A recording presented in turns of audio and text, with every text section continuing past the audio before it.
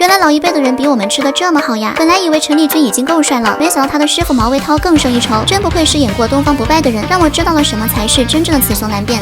我东方不败天下第一，杀个人何必偷偷摸摸呢？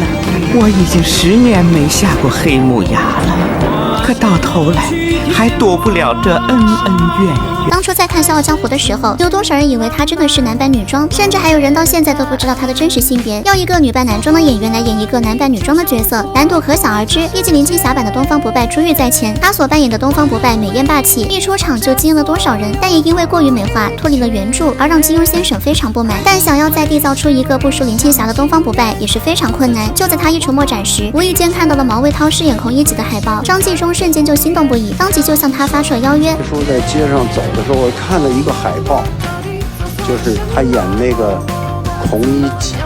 我说这个人，我觉得是可以的。收到邀约后，毛卫涛很是惊讶，因为在这之前一直都是以粤剧演员的身份登台表演，出演电视剧什么的根本想都不敢想。但是作为3获梅花奖的戏曲大师，还一直都扮演男性的粤剧小生，这演起反串还不是手到擒来。扮上古装的毛卫涛有着视觉上的冲击力，既演出了女人的妩媚，又刻画了男人的潇洒，举手投足间的动作和眼神，完全就是一个娘娘腔的男人。为了塑造好这一角色，毛卫涛不仅留起了长指甲，还设计了很多经典动作，那种对男性扭曲的感情戏更是无法超越。导演只是让他来反串一下，没想到他直接演成了真男人。毫不夸张地说，毛卫涛版的东方不败虽然身上有种诡异的美感，但却是让人最为震撼的。毛卫涛版的东方不败更贴近角色，更能让人看出是男人练功变女人了，就像当初叶童演的许仙一样，雌雄难辨，贴合原著。而林青霞版本一看就是女人，这也让金庸先生十分满意。由于是戏曲演员，一举一动中又带着点戏曲的韵味。作为粤剧界的唯一3度梅花奖获得者，毛卫涛一生都在为了粤剧而奋斗。随着自媒体的不断发展，大潮流总会洗刷掉一些旧时代的产物，而一些只知道追名逐利存在，往往却能在此期间赚得盆满钵满。想要在嘈杂的环境中获得一线生机，一直都是无数艺术家寻找的东西。而毛卫涛执导的粤剧《新龙门客栈》，却让粤剧新生代通过直播的方式，让无数网友感受到了传统文化的魅力。本以为陈丽君已经够帅了，但是被毛卫涛老师指导后发现，陈丽君老公之路还有很大的进步空间。